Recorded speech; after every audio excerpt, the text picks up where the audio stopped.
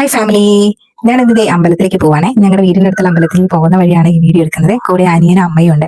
അപ്പൊ അതിനിടയിലുള്ള കാഴ്ചകളാണ് ഈ കാണുന്നത്. ഞങ്ങളുടെ അടുത്തുള്ള പാടം കാര്യങ്ങളൊക്കെയാണ്. അപ്പൊ ഇതാണ് നമ്മുടെ അമ്പലം കേട്ടോ. അപ്പൊ ഞങ്ങള് പുതിയകാവ് അമ്പലം എന്നാണ് പറയാ.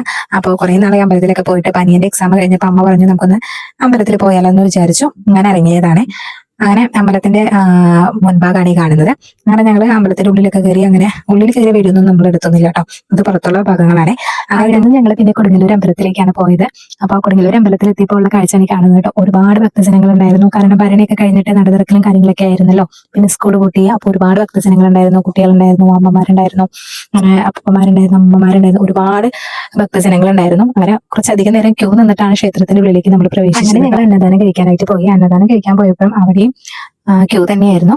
പിന്നെ ഞങ്ങൾ അന്നദാനം കഴിച്ച് ഇറങ്ങി വരുന്ന വഴിയാണ് കേട്ടോ ഈ കാണുന്നത്. ഭരണി കഴിഞ്ഞതിന് ശേഷം കച്ചവടക്കാരൊന്നും പോയിട്ടൊന്നും ഉണ്ടായിരുന്നില്ല.